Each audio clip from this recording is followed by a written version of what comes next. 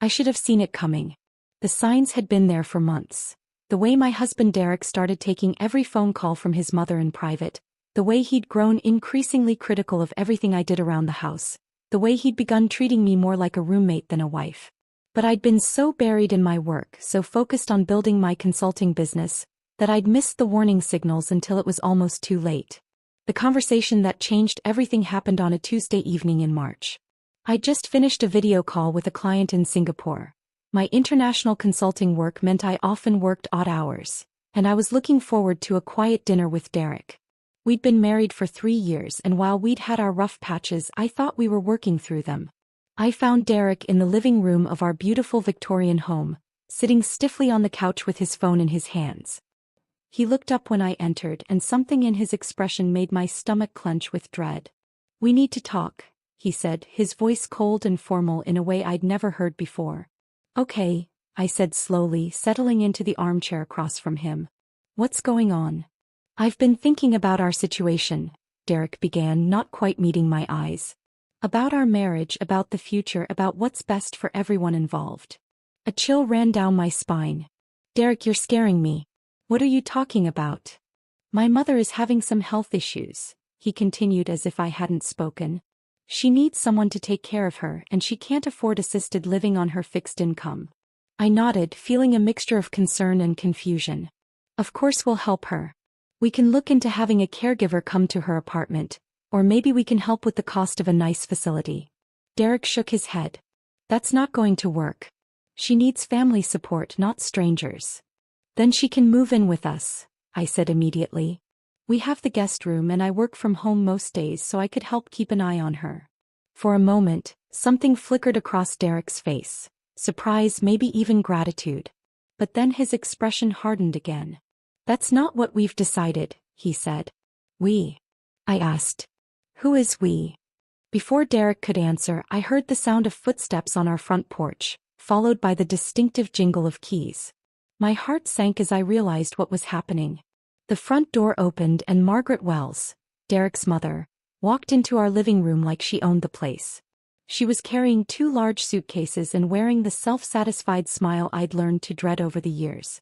"Hello, dear," she said to Derek, completely ignoring me. "I'm so glad we can finally move forward with our plans." "What plans?" I asked, though I was beginning to have a terrible suspicion about the answer. Derek stood up, his posture stiff and defensive. "Mom is moving in. Permanently." "Okay," I said carefully. "We can make that work. The guest room will need some modifications for accessibility, but—" "You're not understanding," Derek interrupted. "Mom is moving into the master bedroom. She needs the space and the attached bathroom." I stared at him in disbelief. "Where exactly am I supposed to sleep?" Margaret finally acknowledged my presence, her pale blue eyes cold as winter ice. "That's what we need to discuss," she said with false sweetness. "Derek and I have been talking, and we both agree that this arrangement isn't working out." "What arrangement?" I asked, though I was starting to understand with horrible clarity. Derek took a deep breath, like he was steeling himself for something unpleasant. "Our marriage. It's not working, Amanda. We want different things, we have different priorities. It's better if we end this now before we waste any more time." The words hit me like a physical blow. "You want a divorce?" "It's for the best," Margaret said before Derek could answer. "You're clearly not happy here, dear. You work all the time, you never cook anymore, you're always on those video calls with your foreign clients. This isn't the life Derek deserves." I looked back and forth between them, seeing the way they stood together, united against me. The way Margaret's hand rested possessively on Derek's arm. The way Derek avoided meeting my eyes. "When did you two plan this?"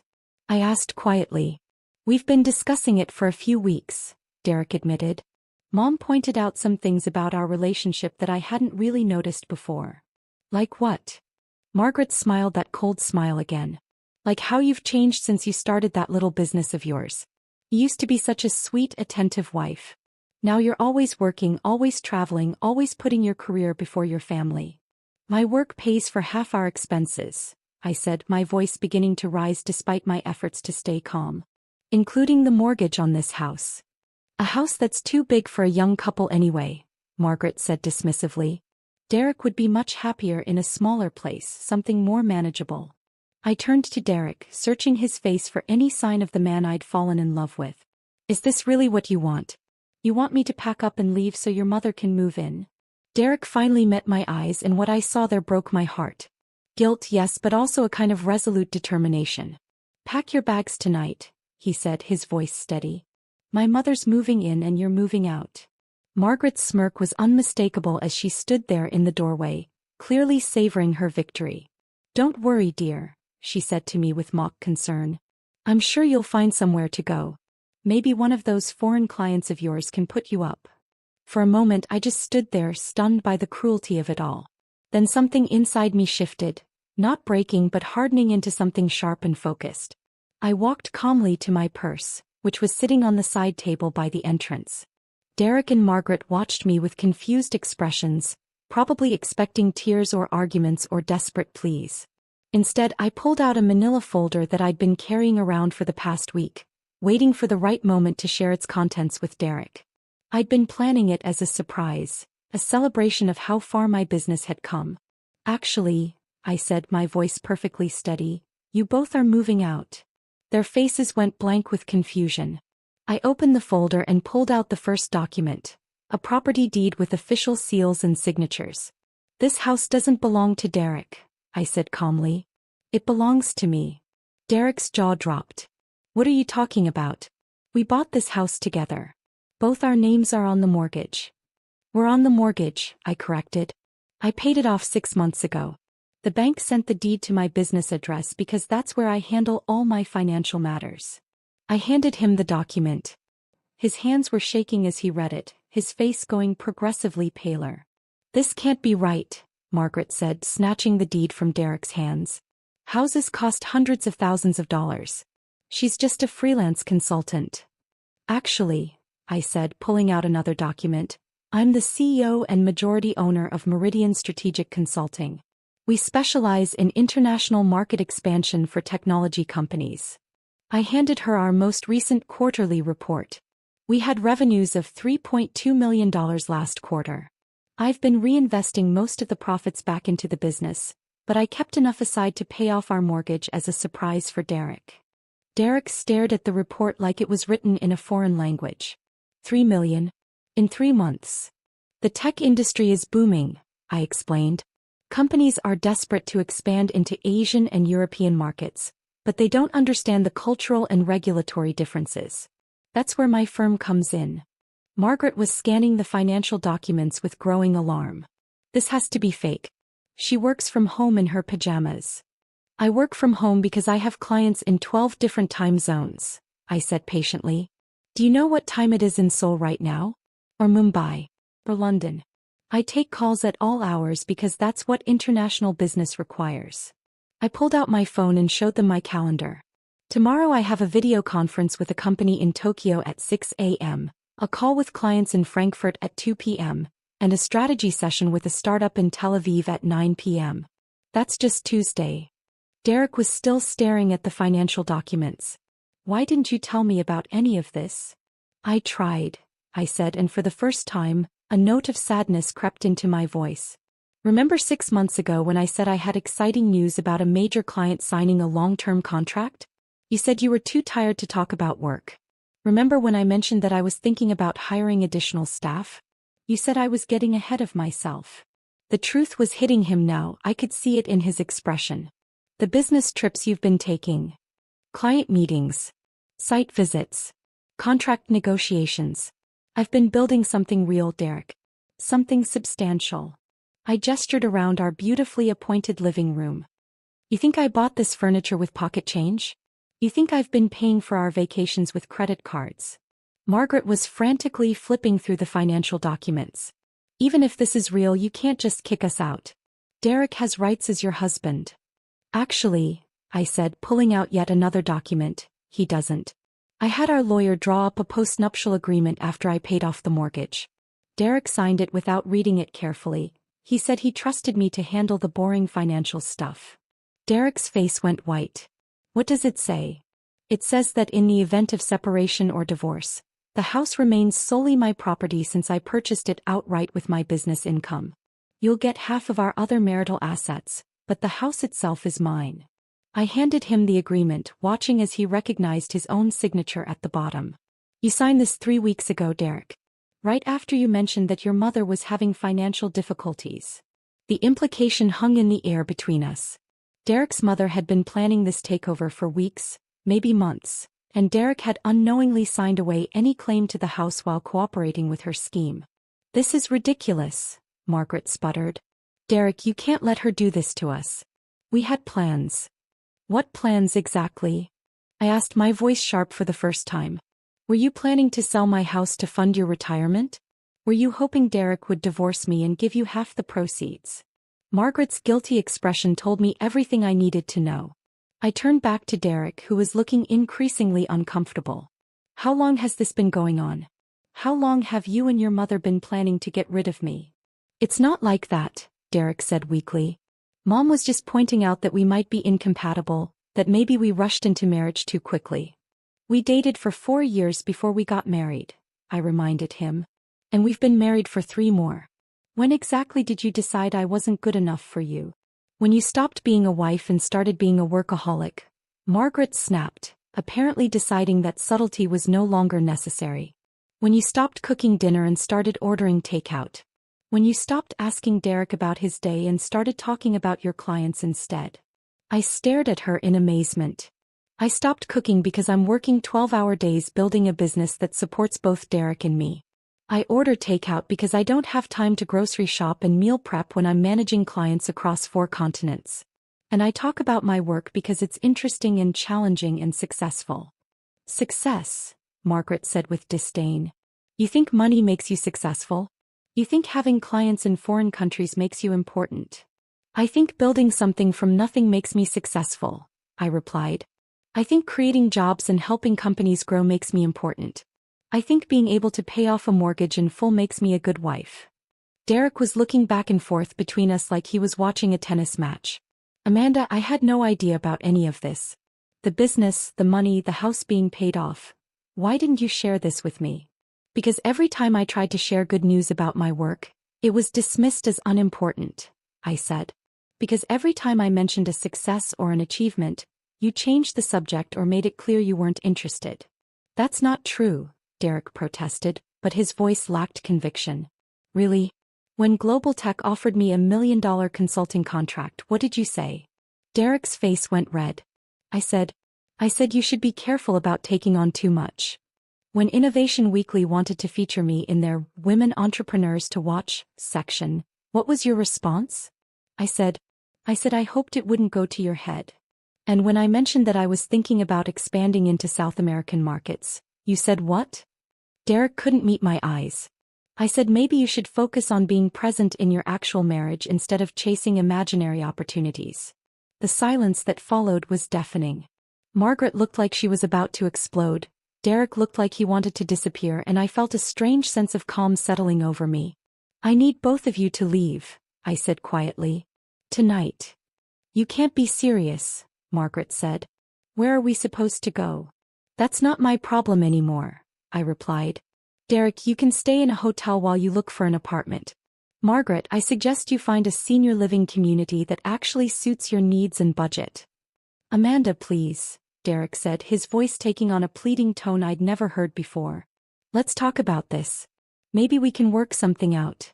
I looked at the man I'd thought I'd spend my life with, seeing him clearly for perhaps the first time in years. Work what out, Derek? You just told me you want a divorce. You've spent months planning to kick me out of my own house. Your mother has been systematically undermining our marriage, and you've been helping her do it. I didn't know about the house, about your business being so successful, he said desperately. If you'd known I was wealthy, you would have treated me differently? I asked. That's supposed to make me feel better. Margaret was gathering her suitcases with sharp, angry movements. This isn't over, she said to me. Derek, you're making a huge mistake. She's manipulated you, hidden things from you. What kind of wife keeps secrets like this? The kind who learns not to share good news because it's consistently dismissed and minimized, I said. The kind who protects her assets because she's not sure she can trust her husband's judgment. Derek was still standing there, looking lost and confused. What happens now? I pulled out one final document from my folder. I've already filed for divorce. You'll be served with papers tomorrow morning. The house, as we've established, is mine. Our other assets will be divided according to state law. You filed for divorce? Derek's voice was barely a whisper. When? Last week. After I overheard you and your mother planning this conversation on the phone. I saw the shock on his face and felt a twinge of satisfaction. Did you really think I wouldn't find out? You were discussing it in our kitchen while I was working upstairs. Margaret's face was purple with rage. You little snake. You've been planning this whole thing. I've been protecting myself, I corrected. Just like you've been planning to steal my house and destroy my marriage. I walked to the front door and opened it. Both of you need to leave. No. Derek, you can come back tomorrow with a moving truck to get your personal belongings, but only with advance notice and only when I'm here to supervise. Derek walked slowly toward the door, his shoulders slumped in defeat. As he passed me, he stopped. I'm sorry, he said quietly. I didn't realize. I didn't understand what you'd built. No, I agreed. You didn't. Because you never bothered to ask. Margaret pushed past both of us, dragging her suitcases. This is far from over, she hissed at me. Derek, you call me when you come to your senses. Actually, I said, pulling out my phone. Margaret, you should know that I've been recording our conversation tonight. Everything from, pack your bags to, this is far from over. I thought it might be useful for the divorce proceedings. Her face went white. You can't do that. It's illegal. It's perfectly legal to record conversations in your own home when you feel threatened, I said calmly. I'd be happy to play it for Derek's lawyer when we discuss the terms of our divorce settlement. After they left, I stood in my quiet house, my house, and felt something I hadn't experienced in months. Peace. Over the next few weeks, the truth continued to unfold. Derek's lawyer tried to challenge the post-nuptial agreement, but it was ironclad.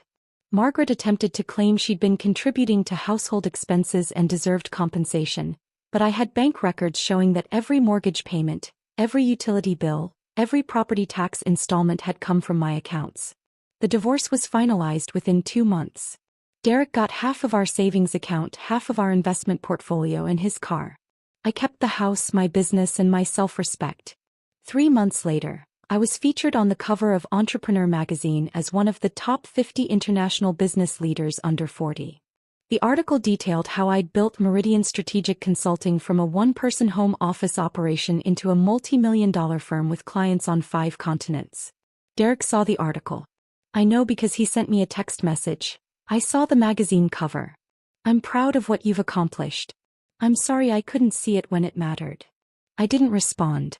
There was nothing left to say.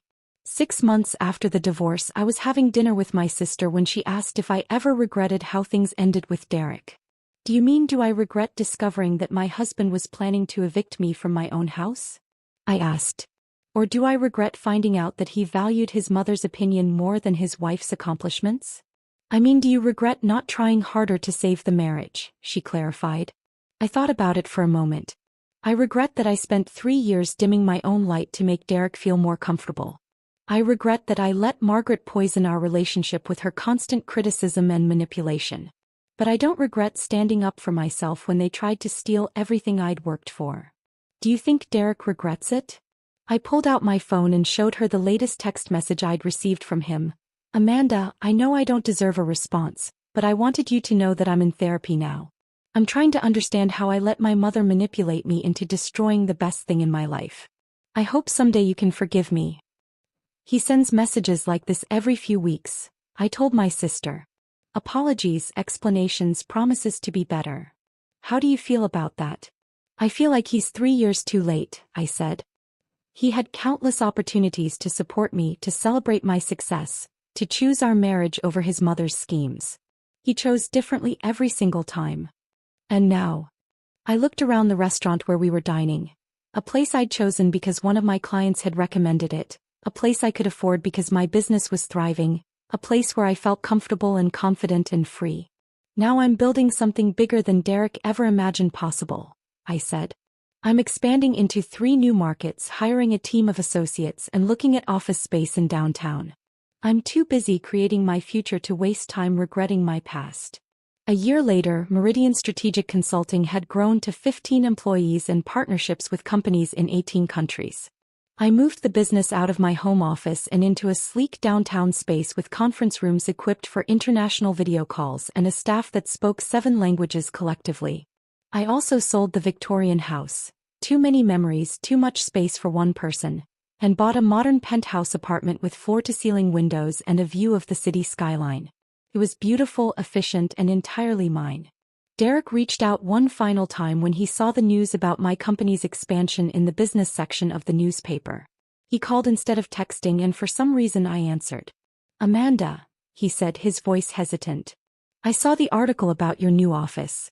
15 employees? That's incredible." "Thank you," I said politely. "I wanted to tell you that I've been going to therapy like I mentioned in my text. I'm starting to understand how wrong I was about everything. About you, about your work, about what really mattered. I'm glad you're getting help, Derek.